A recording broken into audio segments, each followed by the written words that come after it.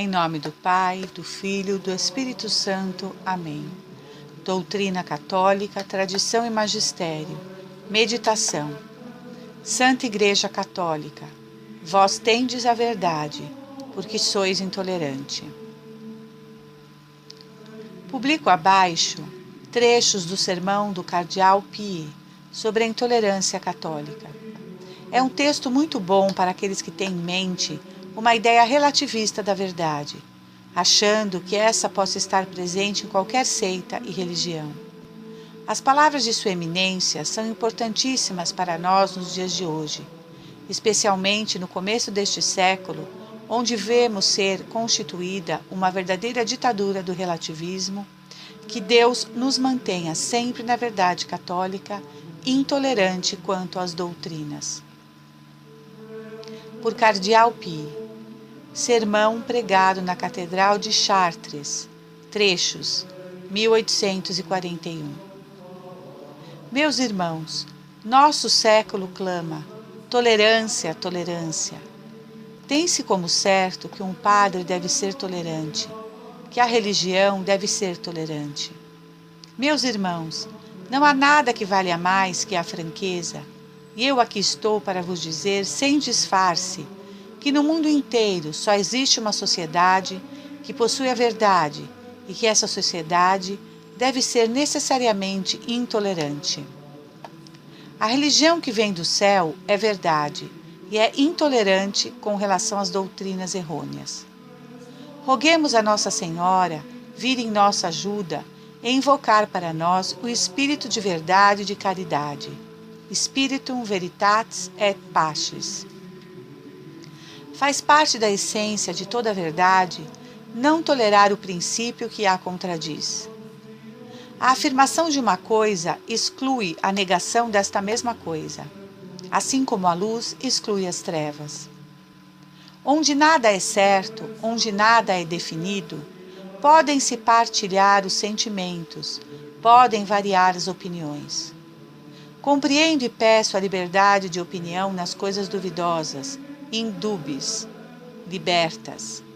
Mas, logo que a verdade se apresenta com as características certas que a distinguem, por isso mesmo que é verdade, ela é positiva, ela é necessária, e por conseguinte, ela é una e intolerante, innecessarius unitas.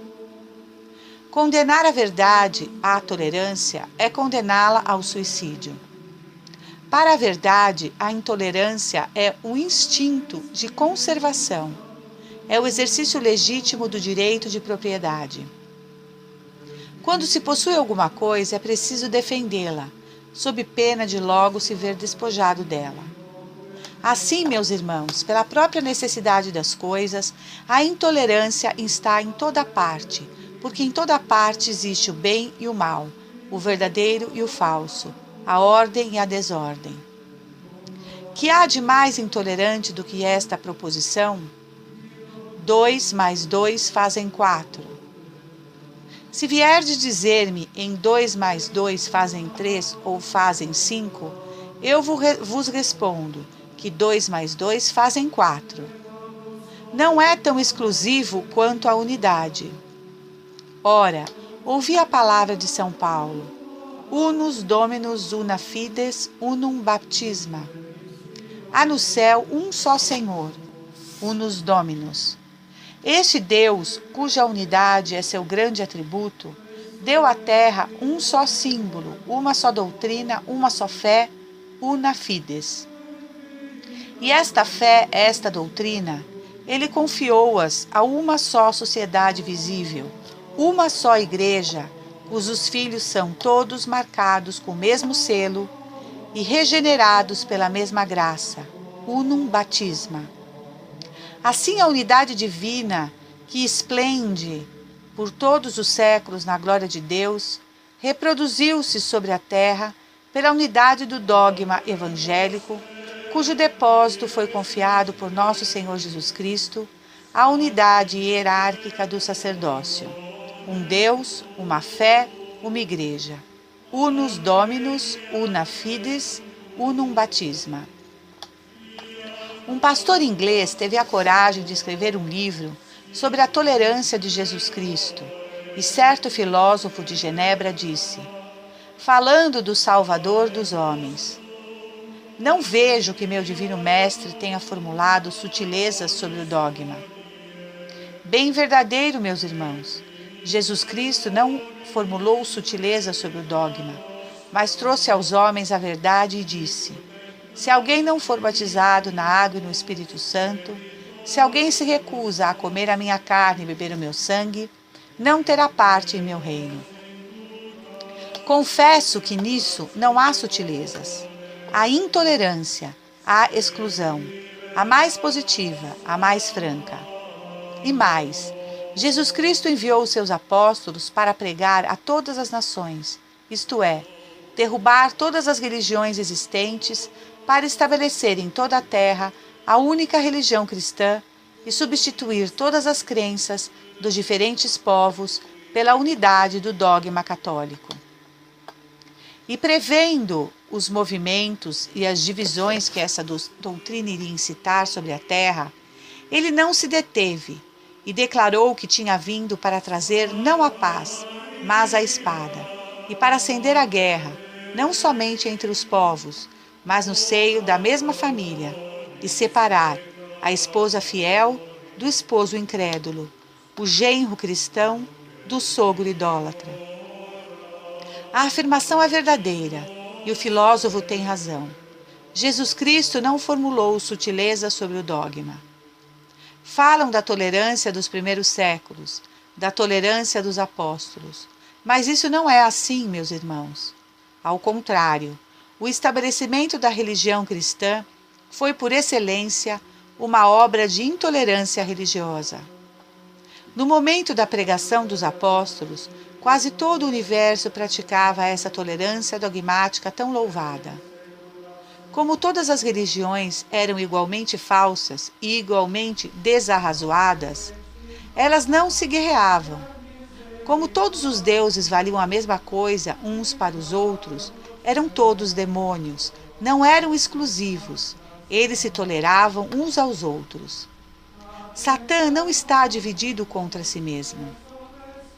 O Império Romano, multiplicando suas conquistas, multiplicava seus deuses, e o estudo de sua mitologia se complica na mesma proporção que o da sua geografia. O triunfador que subia ao Capitólio fazia marchar diante dele os deuses conquistados com mais orgulho ainda do que arrastava atrás de si os reis vencidos.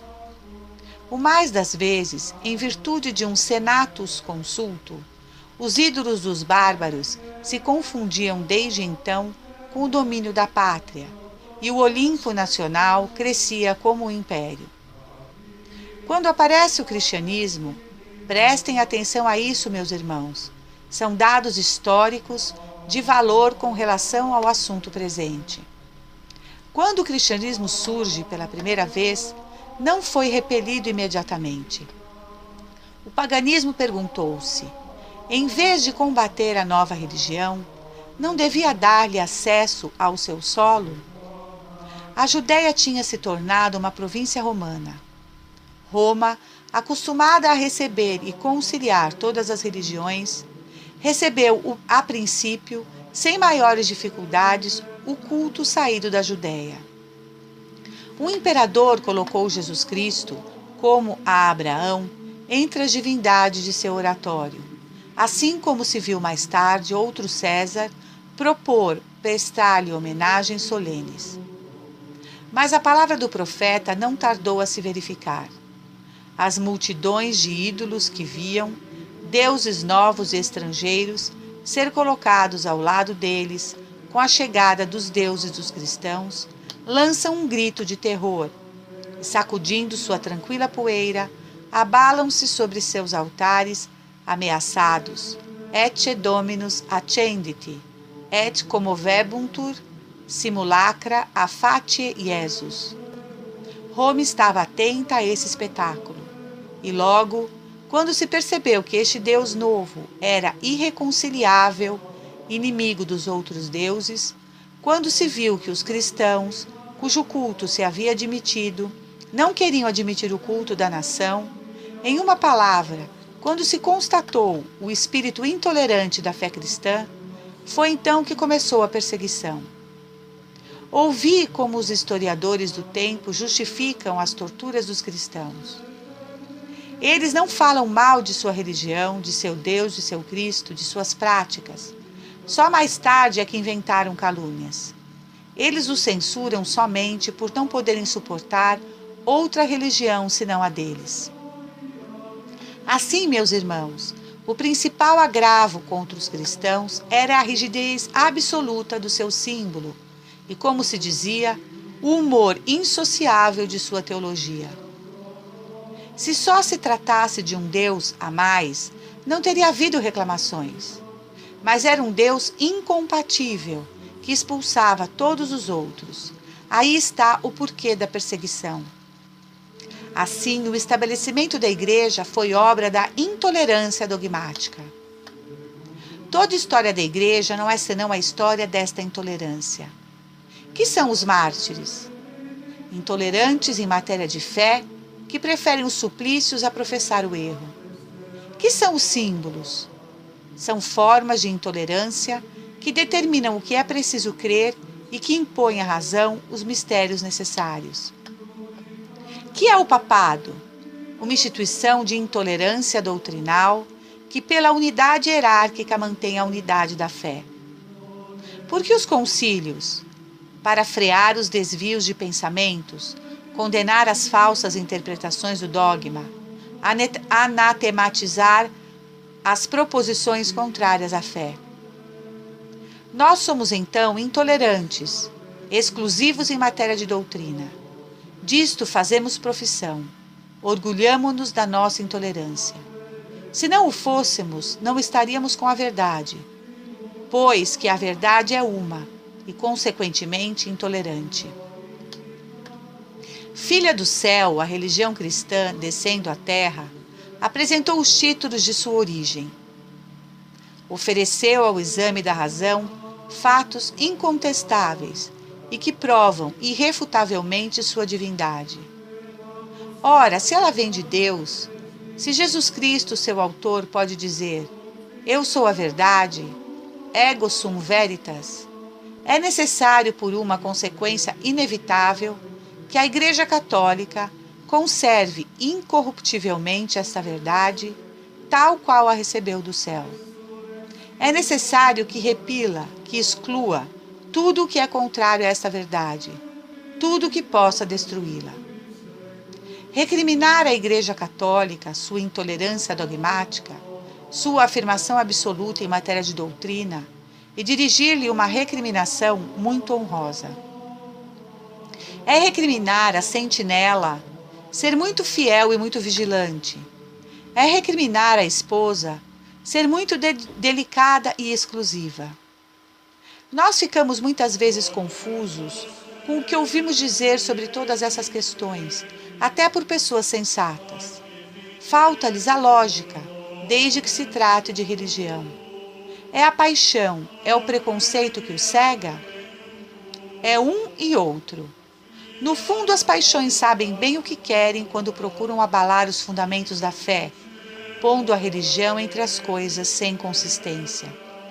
Elas não ignoram que, demolindo o dogma, preparam para si uma moral fácil. Disse com justeza perfeita: é antes o decálogo que o símbolo o que a faz incrédulas. Se todas as religiões podem ser postas no mesmo nível, é que se equivalem todas. Se todas são verdadeiras, é porque todas são falsas. E todos os deuses se toleram, é porque não há Deus.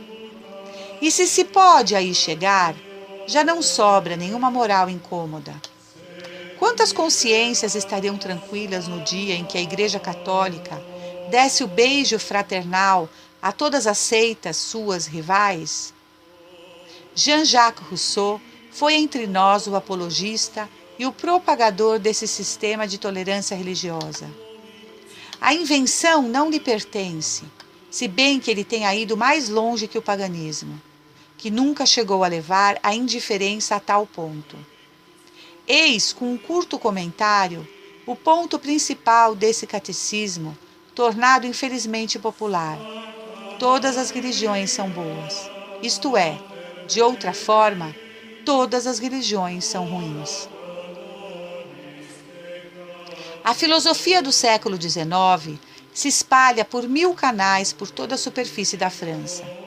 Essa filosofia é chamada eclética, sincrética, e com uma pequena modificação é também chamada progressiva.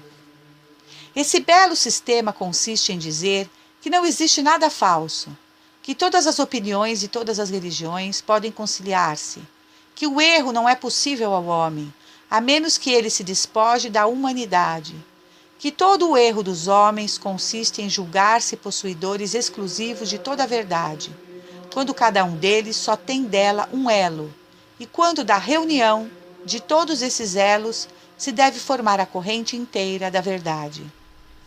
Assim, segundo esta inacreditável teoria, não há religiões falsas, mas são todas incompletas, umas sem as outras. A verdadeira seria a religião do ecletismo sincrético e progressivo, a qual ajuntaria todas as outras, passadas, presentes e futuras. Todas as outras, isto é, a religião natural, que reconhece um Deus, o ateísmo, que não conhece nenhum, o panteísmo, que o reconhece em tudo e por tudo, o espiritismo, que só crê na alma, e o materialismo, que só crê na carne, no sangue e nos humores. As sociedades evangélicas, que admitem uma revelação, e o deísmo racionalista, que a rejeita. O cristianismo, que crê no Messias que veio, e o judaísmo, que o espera ainda. O catolicismo, que obedece ao Papa, o protestantismo, que olha o Papa como anticristo. Tudo isso é conciliável. São diferentes aspectos da verdade. Da união desses cultos resultará um culto mais largo, mais vasto, o grande culto verdadeiramente católico, isto é, universal, pois que abrigará todas as outras no seu seio. Essa doutrina que qualificais de absurda não é de minha invenção. Ela enche milhares de volumes e de publicações recentes, e sem que seu fundo jamais varie, toma todos os dias novas formas sob a caneta e sobre os lábios dos homens em cujas mãos repousam os destinos da França. A que ponto de loucura chegamos então? Chegamos ao ponto a que deve logicamente chegar todo aquele que não admite o princípio incontestável que estabelecemos, a saber, que a verdade é uma e, por consequência, intolerante, apartada de toda doutrina que não é a sua. E para resumir em poucas palavras toda a substância deste meu discurso, eu vos direi: procurais a verdade sobre a terra? Procurai a igreja intolerante. Todos os erros podem fazer-se concessões mútuas.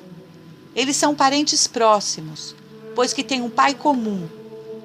Vos ex patre diabolo estis. A verdade, filha do céu, é a única que não capitula. Vós, pois, que quereis julgar esta grande causa, tomai para isso a sabedoria de Salomão. Entre essas diferentes sociedades para as quais a verdade é objeto de litígio, como era aquela criança entre as duas mães, quereis saber a quem abjudicá-la? Pedi que vos deem uma espada, fingi cortar, e examinai as caras que farão os pretendentes. Haverá vários que se resignarão, que se contentarão da parte que vão ter. Dizei logo, essas não são as mães. Há uma cara, ao contrário, que se recusará a toda a composição, que dirá: a verdade me pertence e devo conservá-la inteira. Jamais tolerarei que seja diminuída, partida. Esta aqui é a verdadeira mãe. Sim, Santa Igreja Católica, vós tendes a verdade, porque tendes a unidade e porque sois intolerante. Não deixais decompor esta unidade. Viva Cristo Rei, salve Maria. Senhor, Dai-nos a fortaleza dos mártires. Em nome do Pai, do Filho e do Espírito Santo. Amém.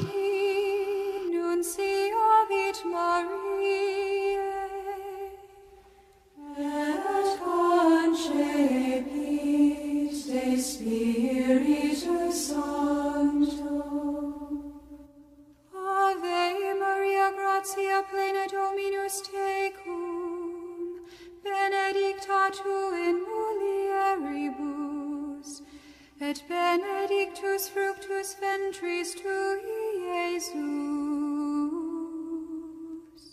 Santa Maria, Mater Dei,